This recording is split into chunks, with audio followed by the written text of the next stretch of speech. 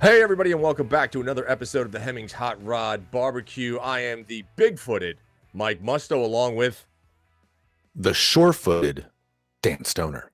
Sure-footed, Mike. You hear that? It's it's better than saying small-footed. I don't know. It feels better to say sure-footed, I guess. Short-footed is who doesn't want to know somebody who's short-footed, right? That's just stable and dependable and like Johnny on the spot, right? Like reliable. Yeah. Like I didn't, I'm not getting drunk at the party, but I brought the beer. It's that guy. I want to be that. I want to be that guy. Well, and also if you were small-footed, like there would have been a fight already because somebody been like, look at the size of his little feet. You would have been like, wait a minute. Fist fight already. That's for sure. Yeah. So, all right, now that we've got Dan and my foot sizes out of the way, which are both short-footed and big-footed, we have a great show. So on this episode, we have an amazing guest by the name of Ron Baugh, who let's just call Ron an OG wheel specialist. He has been designing wheels for the past 20 years. He's done everything in the wheel business from marketing to actual design work to sales. Ron is the OG wheel guy, and he's designed wheels for some of the biggest celebrities out there. But more importantly, he will tell you exactly what the difference is between all the wheels, where the technology lies, and what's going to go on moving forward, right? I think that's one of those mysteries of the universe, like wheels in general. Because I think a lot of people think they're experts around wheels, but I think most people really don't know how a wheel is made and backspacing and all the dark arts of, making a wheel round enough so that it doesn't jackal your back of your teeth out. That's not easy. And Ron's the guy. Ron is the guy, which is why we've got him on the barbecue. Yeah. Exactly. With that being said, we're also going to be pulling out another car from our amazing classified section. 25 to 30,000 different classifieds, the largest classified section online, along with our massive marketplace, which has just about every part for your car, truck, or van. And also, I'm just going to throw in a little plug for our own auction site. An auction site. Hemmings auction. Yeah. Dude, I mean, you got a car, you want to sell it, you want to get some major eyeballs, but more importantly, the best sale price you can, listed on Hemmings auction. Right. Yeah. And then what do you do with it after you've bought the car and owned it for a while, and maybe your eye starts to wander a little bit, Mike? What do you do with it then? I'm thinking you put it back on the auction and give somebody else a shot at it. Right? Man. Just continue the experience. Full circle. Yeah. That's what we do with Hemmings. Of life. Isn't there a song about that? There is. Right. There is. Okay. But it was I think it was sung by Elton John. Oh, damn it. Someday, man. Which is fine. So, all right. So, people, we will be back in about 2 or 3 seconds with our classified car and Ron Baugh, our super special wheel guy extraordinaire. Sure. So, all right. See you in a few seconds. Awesome.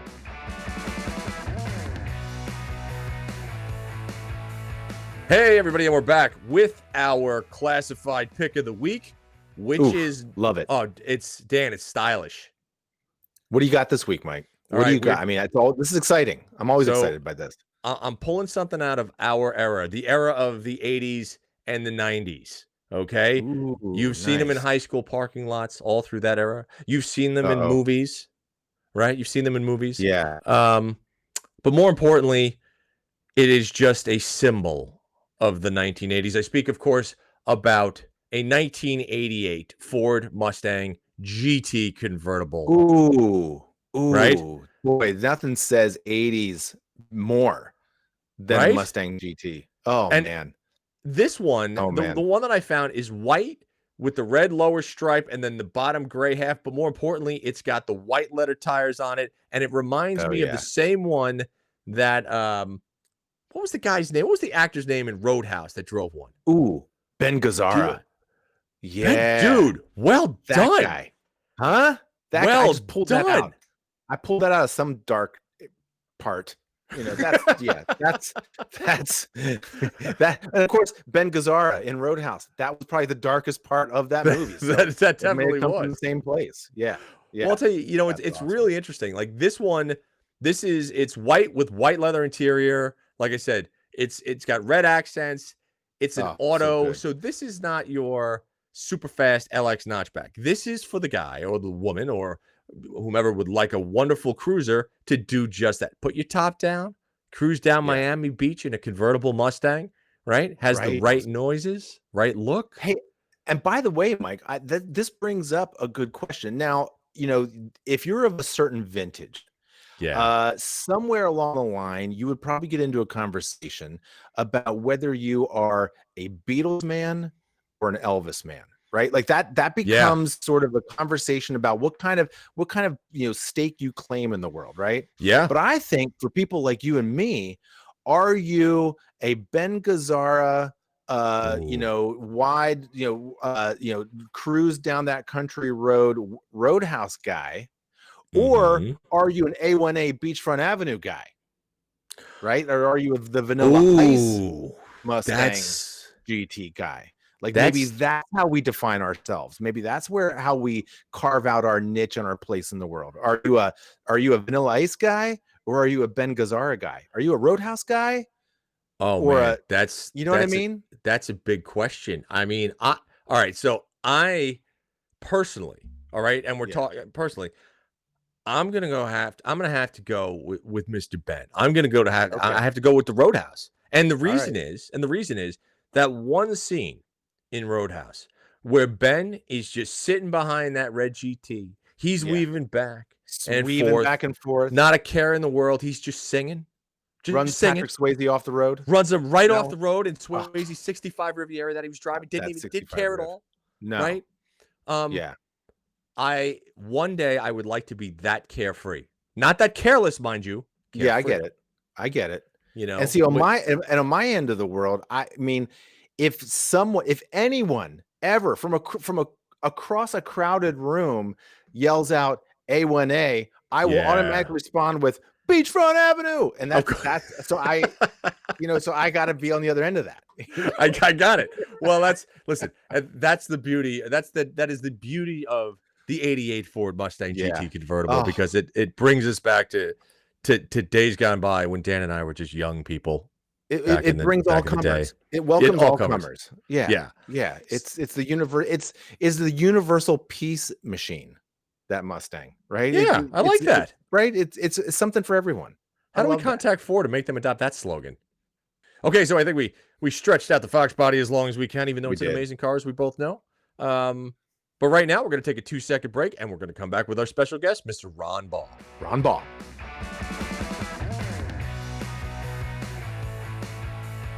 All right, so we're back on the Hemmings Hot Rod Barbecue podcast with our super special guest star, Ron Baugh, product development specialist at Wheel Pros. As you can tell by the way Ron looks, he has more style than myself or Dan. Good point. He is my professional style consultant, which obviously I didn't consult with him today because I still look like I do. Dude, I will say I have never been able to wear a baseball hat backwards ever and be able to pull it off. I think it's because my head is kind of misshapen, you know what I mean? So so someone like Ron, who actually has the right shape of skull, can actually pull off the backwards baseball hat. You could make that work at a wedding if you needed to.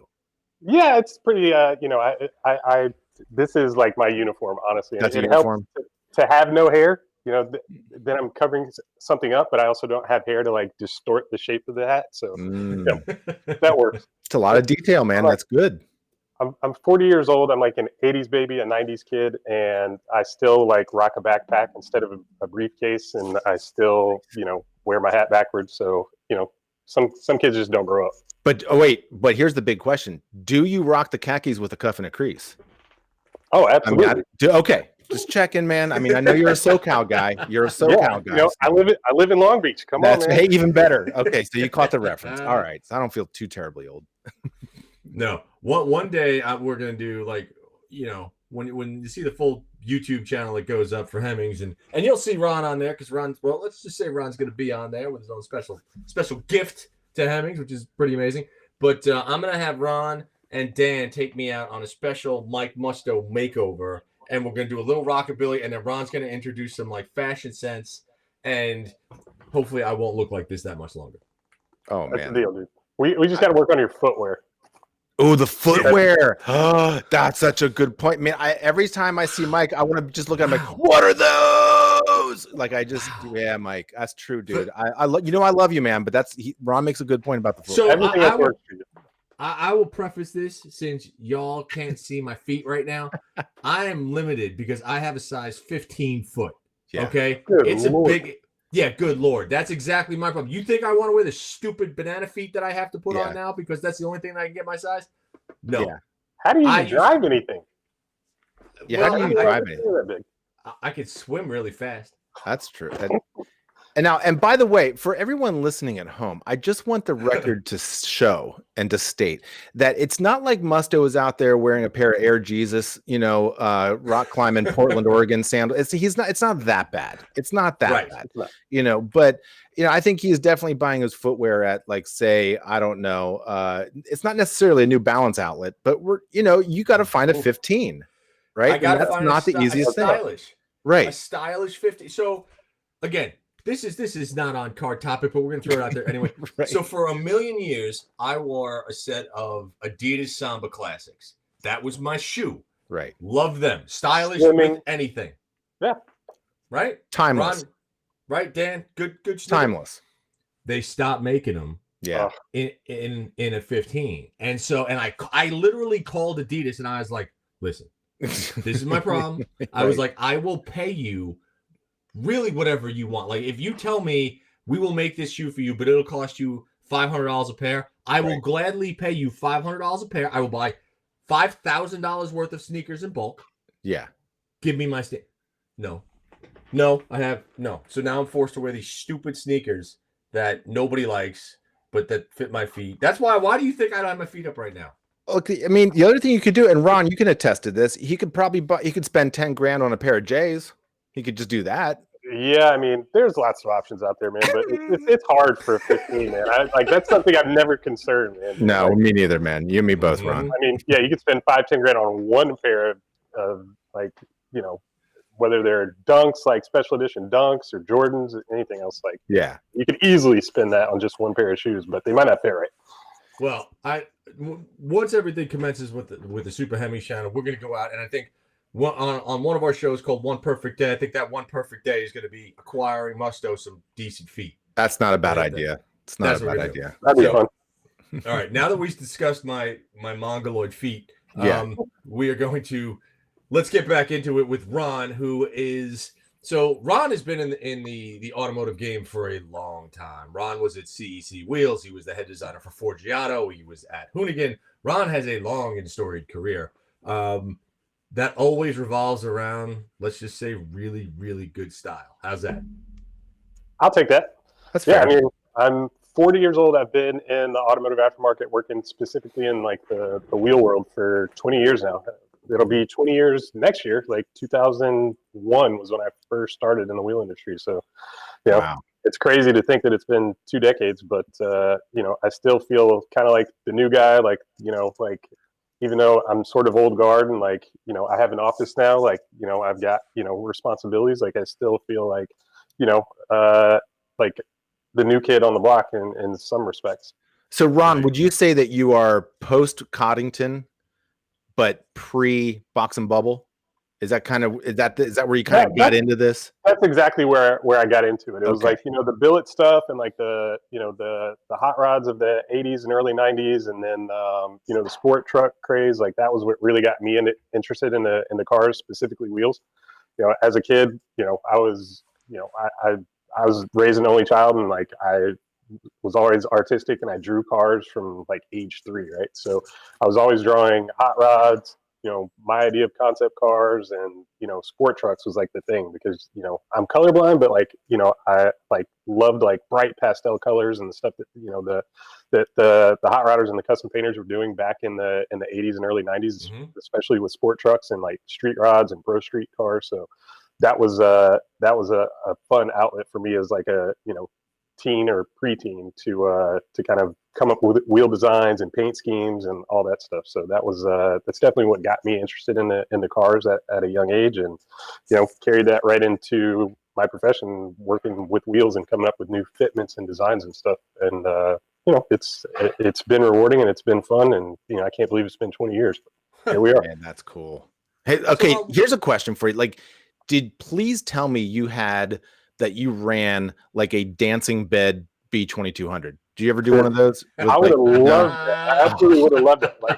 Like, how cool would that have been? Car, like, it's funny. Like, I wasn't super into mini trucks back when I was a kid. Like, I thought they were cool, but like, I definitely passed by mini trucking on the newsstand for trucking or four-wheeler or sport truck or like 5.0 Mustang, because my first car was a 5-liter Mustang, a 93 GT convertible. But I've definitely gained an appreciation for mini trucks and like the creativity and style and just like the fabrication that goes into those builds. So I'm a huge fan, and now it's like that's something I would love to have one day, is like, crazy like lowrider mini truck with the dancing bed, like on wires, like bed full of speakers. Like, you got to do it all the way.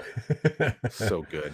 Good. So Ron, so you've seen everything, like from the, and I think all of us right now have seen, like, between you, myself, and Dan, and we've seen wheels come almost full circle, right? From like literally 15-inch Kragers back in the 60s and the 70s to Keystones to the Boyd Coddington era of the billet wheels and stuff like that. And then we went to 20s. Remember, 20s was a big thing. Everybody was like, I got fucking Dubs. And, big deal. Big deal. Like every passenger car, like GT3s come with a 21-inch rear. So it's like, who cares? So this is a big question. What do you think are your three biggest wheel or the most significant wheels that have come out that are used by hot rodders and sports cars, like, or designers or things like that? Like, what were your influences in the wheel game?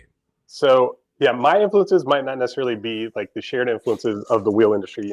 They might not be the most significant, wheel introductions or styles ever, but like my favorite wheels and the wheels that like, had a lasting impression on me and kind of excited me, like actually were really simple designs. Like my favorite wheel of all time, like when I was a kid, when I was like 13, 14 years old, when I first got my 5-liter Mustang, my grandfather gave me that car when I was 14 as kind of an incentive to do well in school, not screw up, and this will be your car when you turn 16. So I took a picture of that car and like, printed it out, like whatever, standard size paper, and figured out the scaling of it. And then I went in Tire Rack and like cut out, like, I don't know if you remember, but the Tire Rack ads in most magazines, like Car and Driver and stuff, like, no, they just had like all the wheels, the rows, printed, like rows. Yes. So I used to go and like meticulously cut them out, like 2 at a time, and like paste or tape them onto my car so I could see what it would look like. Like, I basically created my own, makeshift configurator when I was a kid. So, I really like the wheels that were influential back then that like I loved were like Fittipaldis, Momos. My favorite wheel of all time is the OZ Futura 3-piece. Like, I have a set. Yep. I had a set on my current Mustang. I actually had 2 sets for that car, and I still have one that I'm going to rebuild and do something with. I'm kind of saving those, for a future project, or to like rebuild and rebarrel and put on my Mustang. Yep. But that's my favorite wheel of all time. One of the like coolest wheels that like the mid 90s to me was there was a Momo, and I always forget. They had a Momo Tubulari, which is cool because it had like 2 tube-shaped spokes. But then there was another one that it was just a simple 5-spoke with like a colored insert. Like, I know exactly the way you're talking about. Carbon fiber insert. Like, you could take those out and like color match them to the car, and that was like all I ever wanted, right? And like, it didn't matter that they didn't make it in the right size or fit in it for a Fox body, but I was just like, I'm going to save all my money, and that's what I'm going to get. But right. Like, I thought that was cool just because it allowed you to like totally tailor your wheels to your car and like really customize it and like make it like a perfect match to your car. So to me, that was one of the most influential wheels for me. I don't know that it really took off as an industry trend or anything, but like it was just something that was super memorable for me. I like the fact that you made your own like South Park-esque wheel configurator. Like, remember when South Park started and it was, and like the characters were out of construction paper? I could see like, like little Ron, like with his scissors out there cutting wheels, be like, I got this. You know what I mean? That's exactly what it was. I mean, I was like 13, 14 years old. That was the only way to like visualize and like get like an accurate representation, or at least what I thought was. But it was that was like half the issue of every issue of Lowrider, right? It was just Oh, yeah. wheel ads, and it's just metric tonnage of wheel ads, right? Yeah.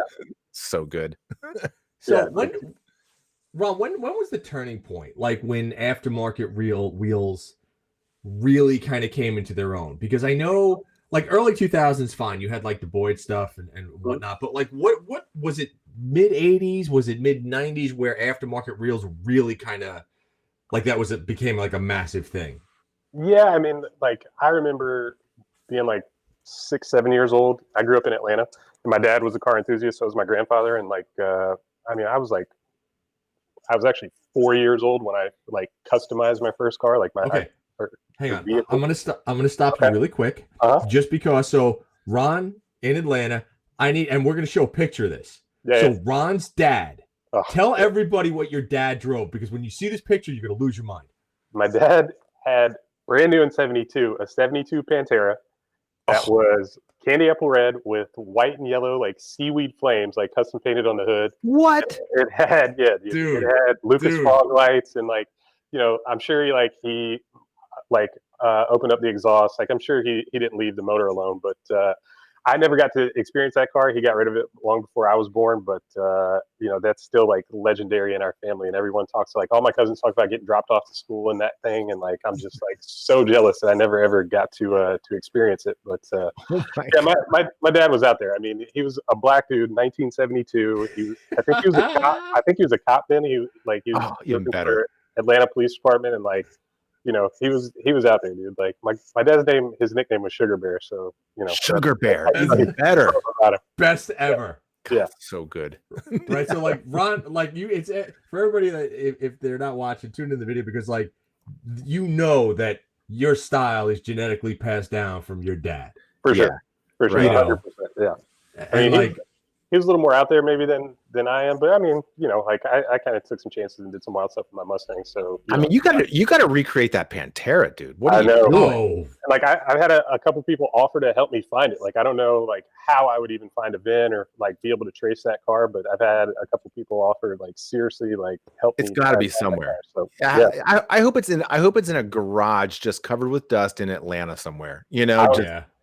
I would imagine that anybody that bought that car would like immediately paint over those flames or just remove that like color change. But like, who knows, man? Like I never really put much effort into finding it, but recreating it is definitely something that's like on my agenda. That's like one of my bucket list builds is to build at least an updated version of that. But yeah, Pantera is a must-have at some point. All right, so I didn't mean to cut you off. So now going back to but I wanted to set the stage for. Yeah, that's style awesome. That, and you guys can see the pic, and then you'll be like, oh yeah, that makes total sense. So, all right. So, like I mean, as far as wheels, like really like gaining popularity and becoming like kind of a must-have accessory, like like I said, I was born in 1980, so 84 was when I started like reading car magazines. I got really into four-wheeler, and there was only like one build style. It was like boggers, super swampers. Everything was huge, and it was like like I love especially the trucks from like they did features on trucks from like Reykjavik, I think, in like Iceland. Yeah. Those huge tires, like tractor tires on those trucks over there, and like that, I love that stuff. So my grandfather had a '79 F-150 two-wheel drive. Nice. And yeah, I mean, it was like his third car. It's like it probably had no miles on it. Like he absolutely did not need a new truck, but I convinced him to trade that in for a brand new '84 F-150. Had to be 4x4. Right. Like who knows if I even knew what that really meant, but like had to have 4x4. Had to be red, and then I convinced him to lift it, put it on big aluminum wheels and big tires, and do the chrome roll bar with KC highlights and like two bumpers, like we threw the whole like JC Whitney catalog at it, but like the Ford version of the Fall Guy, right? Exactly. So good. Exactly. So good. And that's exactly what it was, and that was like totally the influence too. But I don't know why I don't know if he's not really a Ford guy, but we stuck with a Ford. But that truck, like that was like when I like really got interested in wheels and like started paying attention to the difference between the wheels on all the different cars and trucks on the road, right? So yeah, like a couple years later, I went with my dad and at this time he had a like an mid 80s Toyota. They weren't Tacomas, but whatever the little, like the mini truck, the Toyota mini truck. Mm-hmm. And it was black with like gold stripes. And I remember going to a wheel shop, and like I didn't know wheel shops existed, but we went to a wheel shop in downtown Atlanta, and they brought out a bunch of wheels to put up next to the truck, and like put them in a little mount thing, and like you like, it was like my visualizer, like you could see what that wheel would look like on your car. And he ended up buying some like gold Gottis, and like Nice. So that was like another level like of like, oh wow, like there's these cool wheels like from Europe and this and that. Like that's when I really got into it.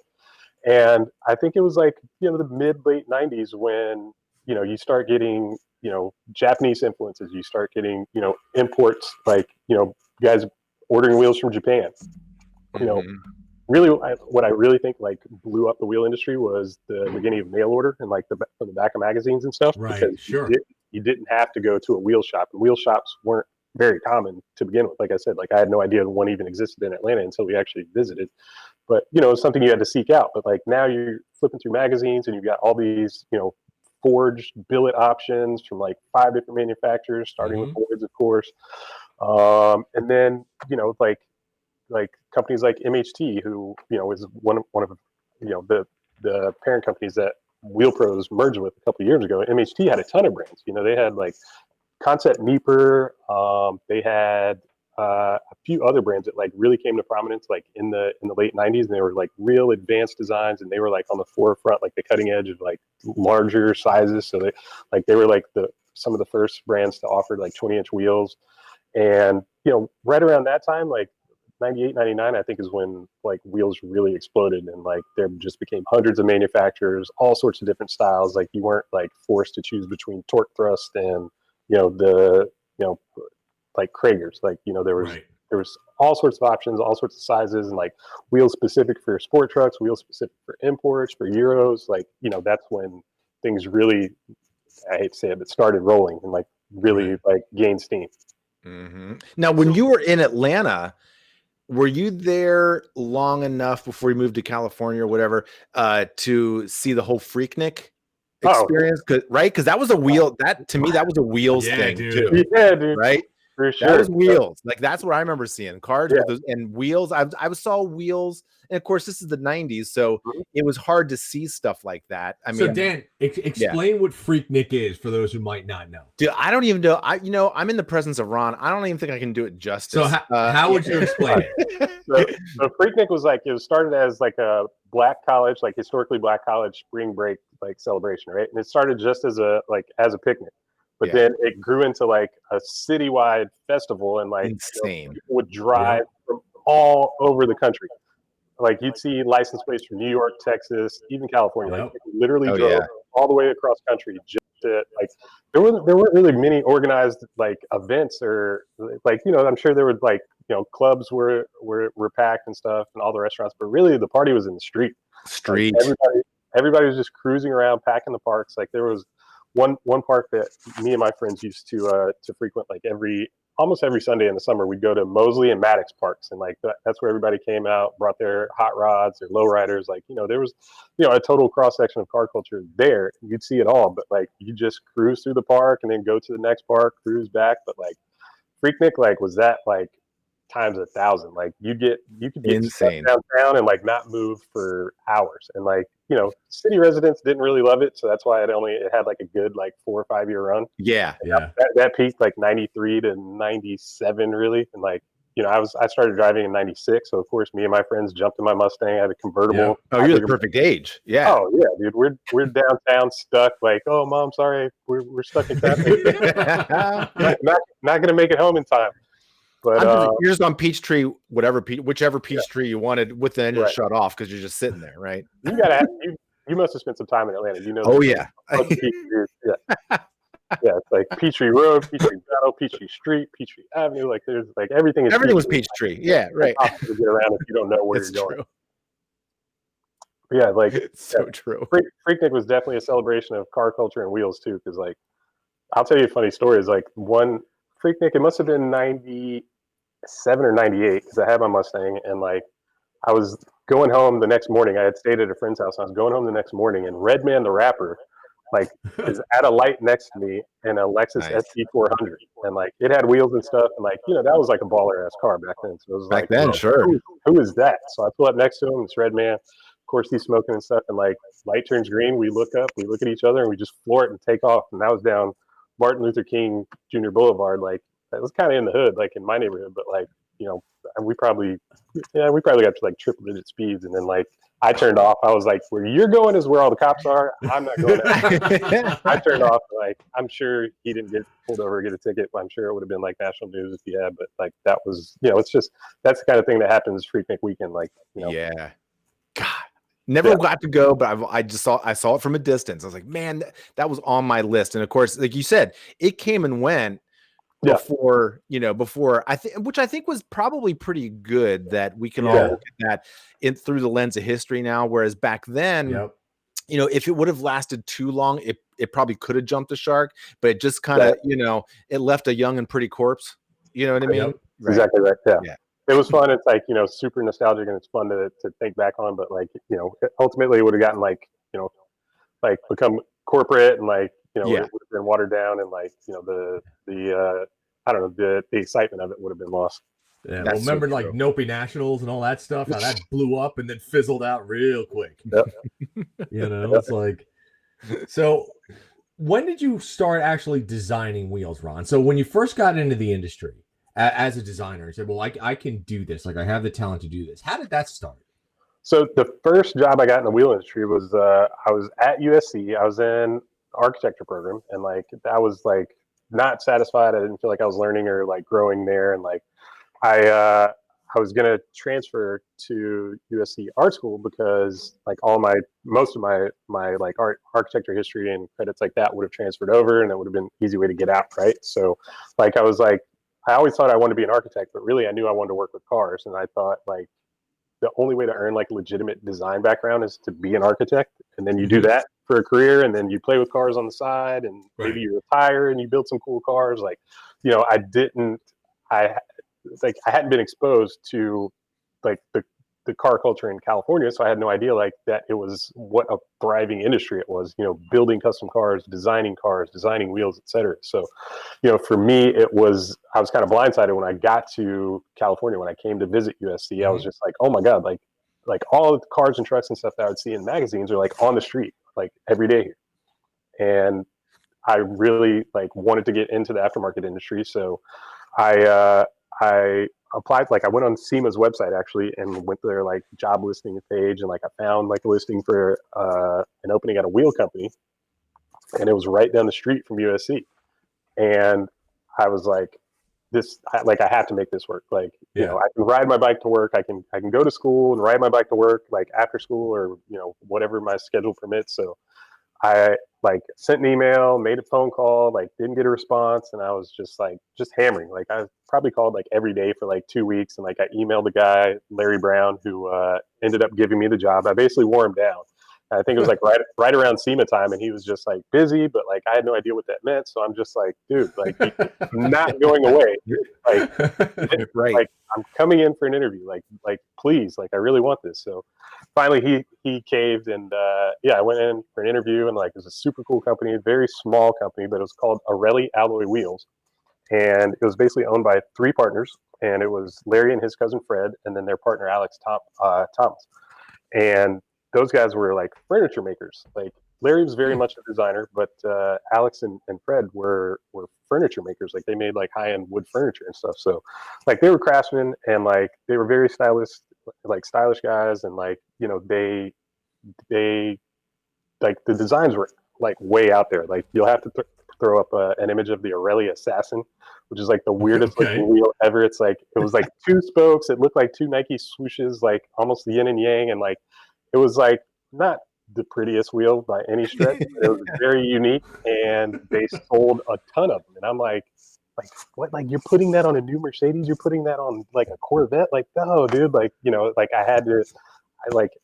I started basically as an intern, just kind of working in every department. So like I would answer sales calls and stuff, and like I'm just like I almost felt like I had to talk some people out of putting that wheel on their car. But, they're like, no, idiot, it's your job to sell the wheels. Like, you don't have to see it every day. Like, sell it. So yeah, I started as an intern, and like I like answer sales calls. I would deliver wheels, pick up wheels like from different vendors and stuff. I would work in the warehouse.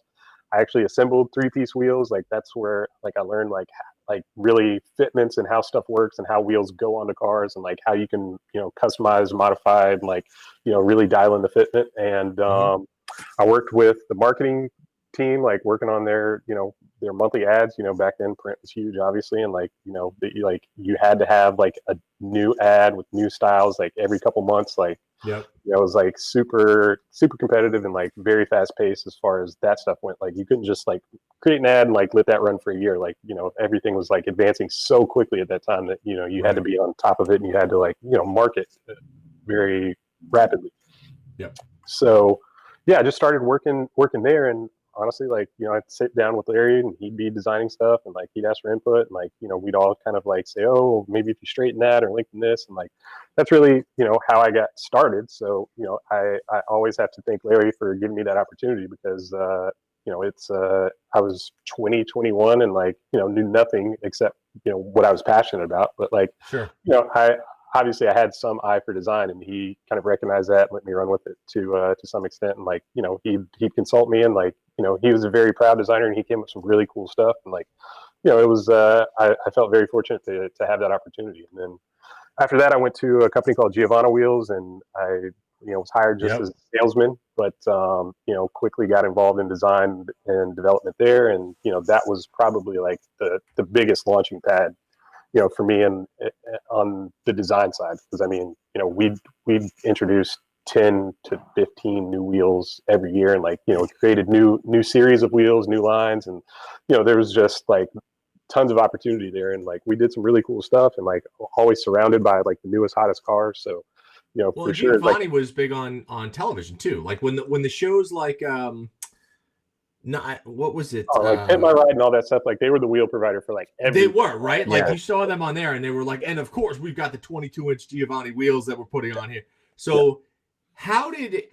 All right, so because you've been in entertainment, and you've worked with celebrities and all that stuff. So when did that get into the wheel industry? So for like, when did celebrity endorsements, just like sneakers, when did that come into the wheel industry, and how is that impact? Because you've designed wheels for a number of celebrities out there. Yeah, like I mean, the list is so extensive I wouldn't even know where to start. But it's like I always design for the car, not for the person. But like I always want everybody's car to look as best it can and be something that I'm proud of, not just like some whim of what they think is cool and what they think they want. But like that really blew up with the advent of Dub magazine. Dub magazine. Yeah. I think Miles launched Dub in 2000, and that's like it was like like that coincided with MTV Cribs, and it was like we all wanted insight into celebrities' lifestyles and like how they live, what they drove, what shoes they had, what wheels they had. Like it was like we as a culture couldn't eat that up fast enough. So Dub magazine definitely brought like celebrities to and their taste in cars like to the mainstream. And like that's when stuff like obviously the 20-inch and up, like the 22s, 24s, like at that time were brand new, and that's when that stuff just like took off and went crazy. And it was like a race to become the biggest, like throughout the 2000s.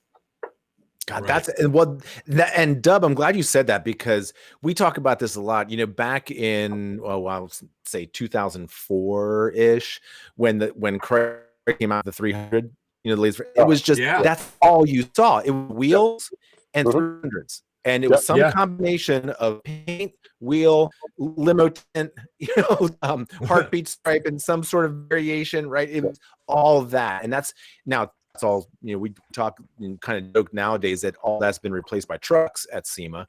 But for a while, it was just nothing but 300s and wheels. Right? That's just the world was. And I'm sure you were right in the midst of all that. Oh yeah, absolutely. I mean, like 2004, 2005, like that's all SEMA was Chargers, 300s. Yep. I had an 05 Mustang. Magnums. Magnums. I had a Magnum. Well, yeah. Yeah, the Magnum.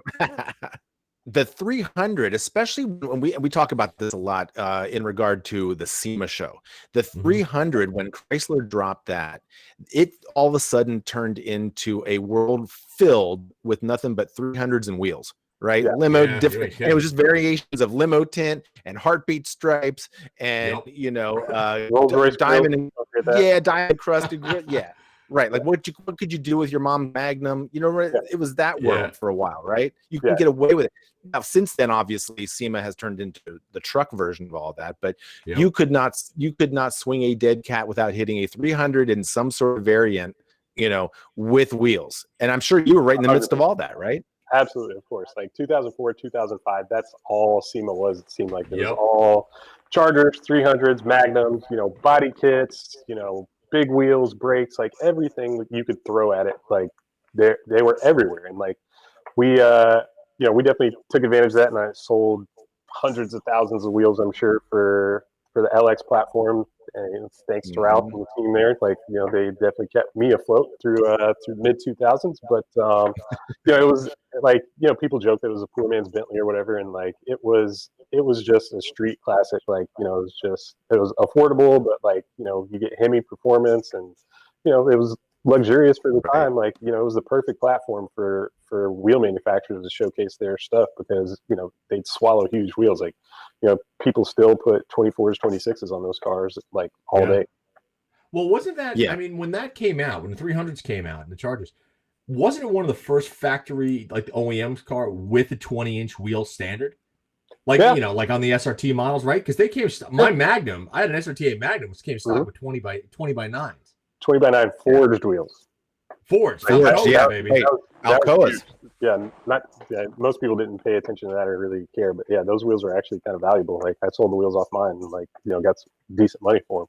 But they were just a larger chassis, and like they were designed for big wheels, so it worked perfectly. And it's like at the same time, like I had a Mustang, I had a 05 Mustang that I got in 2005, and I built that for the 2005 SEMA show, and like went crazy on that, and I put 22s on it, and everybody said I was crazy, and turns out I was. Like that car really does not handle 22s well. Like I was always bending wheels and blowing tires and stuff, and like it was just always something. Like the wheels vibrating like crazy, but it looked great, but like definitely the LX cars were like meant for 22s, and it's just still super popular today. 15 years later. Now, Ron, here's a question for you, because I think this would be a real, valuable, bit of intel for everyone in the listening audience, even if they already know. Like, can you take a couple minutes and really explain what the difference is between, say, a cast, a CNC, a forged wheel? Like, what's the different process there, right? Because I know even I've got my daily is a 2010 300 SRT8, and my wheels say Alcoa forged on them, and there's got to be a reason for that. Yeah. Right. I mean, that's something to be proud of. Obviously it's a U.S. manufacturer, and U.S. source aluminum and stuff. So, obviously we have the same here at Wheel Pros. Most forged wheels sold in the U.S. are actually manufactured in the U.S. And especially with tariffs lately, we try and source aluminum here in the States. It's not always the easiest, but that's an effort that's made. In the custom forged wheel industry is everything is made in the U.S., sourced in the U.S. But 90% of wheels are cast. Like street cars, like OE wheels, 99% of wheels are cast. It's like almost everything is a cast wheel, and cast wheels. There's been huge advances in the manufacturing technology in cast wheels over the last 10 to 15 years. So it's never been looked down upon, but it's always the cheaper, the more cost effective option of manufacturing. So what's the difference between a forged and a cast? Yeah, so a cast wheel, basically you have a mold. It's the shape of that wheel, and you take molten aluminum and you pour that into that mold. It cools in the shape, and then you remove it and you machine the fine details on the wheel. You machine the bolt pattern, the offset, the fitment, as we call it, and then finish it, and that's your ready in the box wheel, ready to go, mass produced. Made hundreds or thousands of wheels from each particular mold, right? Like a mold has a lifespan of depending on like I said, technology has improved so much lately, but I mean you can make like 10,000 wheels per mold before retiring. So that's it's obviously the more cost effective way of mass producing a wheel. Okay. A forged wheel typically, as a finished product, has a lighter weight and much greater strength because the aluminum is never molten. It's superheated, but it's never molten, and it's pressed with like a huge press with hundreds of tons of pressure, and it basically forms that wheel into a blank. It forms it into just basically think like a solid disc. Mm-hmm. And then you can make monoblock, you can make 2-piece, you can make 3-piece forged. So a 3-piece forged wheel is just going to have a forged center disc. So that's pressed into a forged center disc, and then you put that on a lathe, and you lathe turn it to the desired profile. You remove material on a mill, and you cut out the style, and then you create the fitment, bolt pattern, offset, etc. You shave, and you remove weight wherever you can, and because the metal has much higher structural integrity, you can remove a lot more material visually compared to a cast wheel. So you can have thinner spokes, and you can have lightning pockets all over the wheel that actually help to reduce weight but still maintain a super strong wheel. So like almost all motorsport wheels are forged. A lot are monoblock, 1-piece. There's still manufacturers making 3-piece motorsport wheels, but the advantage of a 3-piece forged wheel over say a 1-piece forged wheel is if you were to damage that wheel, if you were to curb it or hit like a severe pothole or a big bump in the road, then you're likely going to bend one of your inners or outers. And like I'll send you guys some graphics to throw up, but if you bend an inner, you can unbolt that wheel, remove that inner, put a new one on, and like you're back on the road. Like typically need a day because those 3-piece wheels have a silicone seal that is basically what contains air, and like I said, you're back on the road with minimal cost and repairs in just a day or so, instead of having to replace a wheel, because you bend or crack a wheel, like it's really not recommended to repair that. You really should be replacing a wheel, especially after a crack. Like the structural integrity is completely lost, and it'll never be the same after that. But necessity requires a lot of guys money. will. Yeah, exactly. A lot of guys will repair or weld up a cracked wheel, but it's never advisable. So. Interesting. Yeah, but I mean, the process, typically a cast wheel, is, or I should say, a forged wheel is typically 3 to 4 times more expensive than a cast wheel.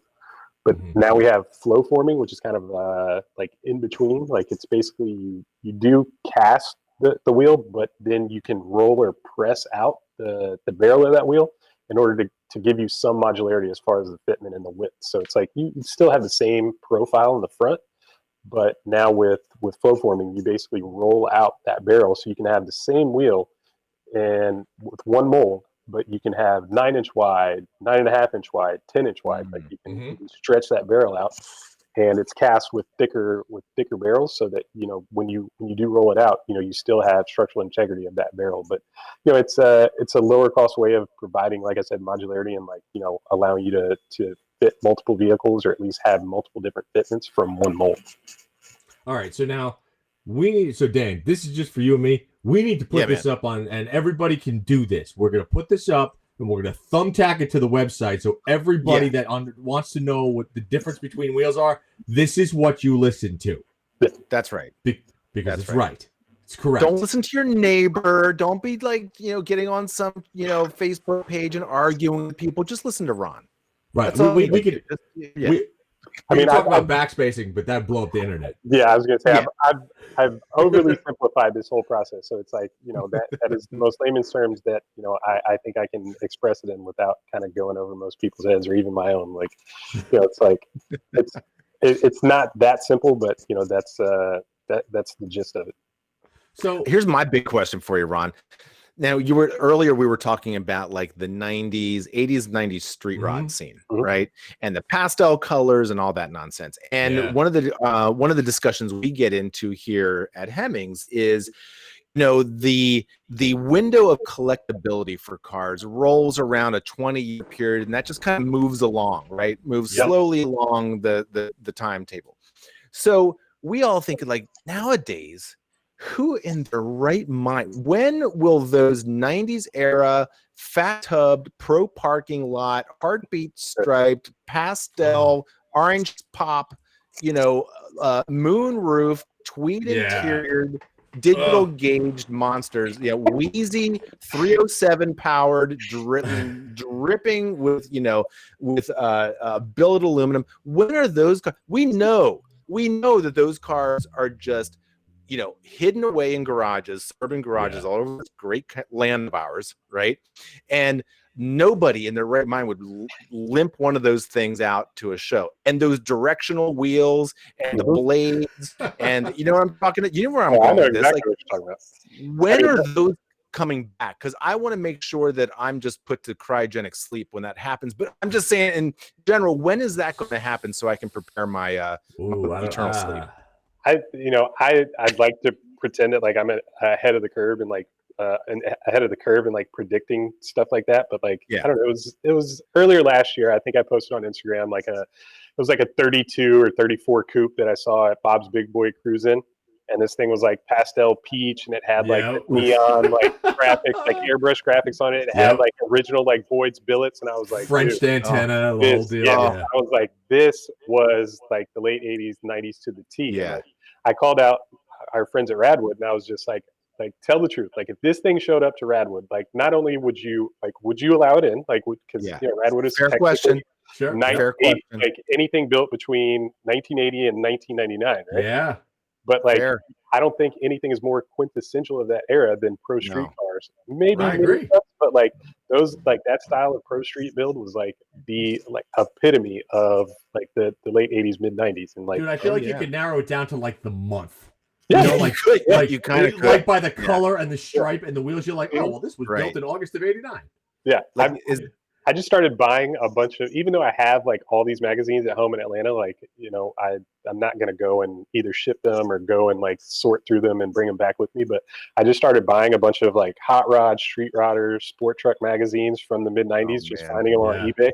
And like, you literally can, like, you can see like, okay, SEMA 1995, like that was like a watermark. So like the first 6 months of 1996, like everything looked like this. And like, like earlier than that, it was like all the scallop paint jobs, like everything like that, like a real like solid like 2-year run before like it got replaced with something else. So it was like, mid to late '90s was like more monochromatic with like the magentas and like earlier was like mint greens and yellows and purples and stuff, and like it's like all the crazy wild graphics and like asymmetrical paint jobs, like all that stuff. Like to me, like I know it went out of style, but like I've never like lost appreciation for it. So like, I'm I'm looking for like inspiration for something to do with my tile. Like I don't know if I'll paint it crazy like that, but maybe do some crazy like wrap with like some asymmetric paint job and like just some crazy '80s '90s like graphics and stuff. But Ron, just know, Ron, that when you do that, Ron, just realize that you are going to be carrying the weight of all of us on your shoulders if you dare to take that on. I'm just saying. I know. I'll take it on. Yeah, I'm not scared, but like I just can't decide what I like and like what I want to like make as a statement. But eventually we'll get there. I think it's doing it in vinyl is like easy, like definitely like makes it much more palatable, and like I'm not just painting this beautiful bit like with original paint. All right. Man. But like the pro street cars, man, I'm all about it. Like I want to see those come back. Yeah, for sure. Oh my God. Like like the guys at Radwood, like to my point, like I asked Bradley specifically, I was like, would you not allow this thing? He's like, of course I'd allow it. And like I don't think he said this, but I think like something like that would easily win, Raddest in show, or like, take home some trophy, best paint, something. Like, you have to, like, some of those builds were incredible, even though they were, trailer queens or just like, still incredible cruisers, like, like insane levels of fabrication and just, creativity went into those cars. So you have to appreciate it.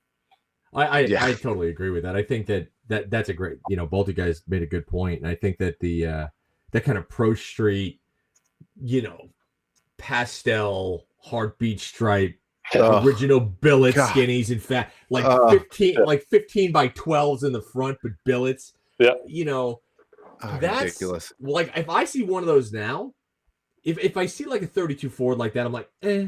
But if I see like a Cuda or I see a Mustang in that style, I have to just go, I gotta follow that. because that it's just cool. I mean, it's just cool. It really is. So, well, let me ask you. So, because we're coming up on an hour, so and unfortunately we got already. Really? I do. Crazy. The time just boogies.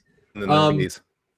So, what do you think now? I mean, you monitor trends. You see what's going on in not only the auto industry, but the design industry and the fashion industry, right? So, how does all of that culminate in what you determine, right? You especially the OEMs, right? Because the OEMs come out with, we've got everything is going electronic, everything is going EV. You know, in 15 years, we know we're going to have a lot of EVs on the road and stuff like that. So, do you take that design element into consideration, or do you pretty much stick to your own personal aesthetic and say, okay, well, I'll adapt as the car adapt, or this is what I do. These cars be damned, whatever the case is. You can never turn your back on innovation and like what the OEs are doing. Like you can't just say, oh, like that's ugly or like that's stupid. And like like they're not. I don't think electrification, I don't think EVs and hybrids or stuff are actually killing the enthusiast market, like a lot of people would say. I think it's a chance for innovation and to hone our skills and our offerings and make something that's lightweight so you don't lose range, but you can modify your electric car to update and personalize it, because it's like, you look at Tesla has like 2 wheels and like, they're pretty bland, but like, they're offered in like larger sizes. Like on a Model S, you get 21s, it's all of that is really a function of brakes becoming larger, cars becoming heavier, and like, the brakes are massive. So you need larger wheels in order to accommodate those brakes, but it gives, us, the aftermarket, an opportunity to match the factory tire sizes with something that's really cool, that's lightweight, that's functional, and actually improves the appearance and the performance of the vehicle. So that's something that we're working on, is like lightweight forged and flow form wheels specifically for Tesla, for Porsche Taycan, like like the enthusiast EVs. But I mean, you've got Rivian and the electric F-150 coming. Like, people are going to modify these things. Like, they're going to want to personalize them and put custom wheels on them. And their powertrains are hugely sensitive to modification. Like, I know I have a friend that has a Model S. He put some just cast wheels on that he thought looked cool, and like, offered a really cool fitment, and like, it looks badass. The car's lowered and stuff, but the second he put the wheels on, and he did staggered tires, and like, he really like has like a beefy fitment. He said he lost 30 to 35% range. So it's like, you've got to be sensitive and aware of that stuff, and realize that that's going to be a deal breaker for most people. Like, he doesn't really care because he doesn't like road trip that car and he doesn't go too far with it. But like, it's all about style for him. But like, for most customers, it's going to be a balance of style and functionality. And, as a designer in development, like, that's obviously something that we have to consider, and that, is kind of paramount. It's like, you can't just make cool stuff that sucks to drive and ride on. Right. Right. All right. So, all right. So, like I said, we're unfortunately coming up on closing time. Let me ask you. So, one, obviously, thank you for coming on the barbecue. Thank you for having me. I said this at the beginning. I'll say it again. You will be seeing more of Ron in different capacities on Hemmings. So just keep an eye out for his amazing face, because you will see it. Get used to it. He's gonna be a fixture because he's amazing. But Ron, right now, where can people find you? Where can they see stuff that you design? Where can they follow your work? Give us an idea. I'm working on updating my own website with some of my old stuff. But I'm on Instagram. I'm not really on Twitter, but I'm on Instagram as 777 Style, and that's just kind of like my interests, my cars, and my work. Obviously, I work at Wheel Pros, like, and you'll see our stuff from Rotiform to American Racing, Niche, Fuel. Like, we've got something like 22 brands, and I just started here recently, but like, I'm getting more and more entrenched in the design development process. So most of the stuff that you see coming from us in 2021 is I will have had a hand in it, and that's super exciting, and it's fun to work with a company with such resources and such history. I mean, American Racing and US Mags are like the oldest wheel brands in in not just in the country, but in the world. I mean, you know, American Racing and US Mags like really started the wheel industry, you know, 50, 60 years ago. So yeah, he did. And by the way, Ron, I will tell you that we are broadcasting, at least from this office, we are broadcasting literally down the street from the original American Racing. Really? Offices. Oh yeah. That's sick. Yeah, down the Mission, San Francisco. That's amazing. Awesome. Yeah, man. What's Oh, on and that one last big and one last request here. One last request too for you, Ron. As a hot rodder, what's it going to take to get magnesium wheels brought back? Ooh. That's what I was. Come on, man. That's a big one. Come on. That's big. You know, the difficulty with magnesium is its flammability, and it's just like, you know, it's like every step of the process like is just Fire so much more added risk. Like It makes it so much cooler. You know, nobody wants to have like tons of magnesium sitting around their warehouse. Like, yeah, I want a wheel that the actual factory guys have lost eyebrows over. Like that's the wheel that I want. You know, it's exactly what you're asking for. Like I shop like Halibran magnesiums and stuff, just like it's cool relics and stuff like on eBay, and it's crazy how expensive that's. Oh, insane how expensive those are. Just like one single wheel, like, you know, a couple grand. I'm like, oh yeah, I can't even make a set out of this. Like, you know, I got a set. Yeah, I got a set.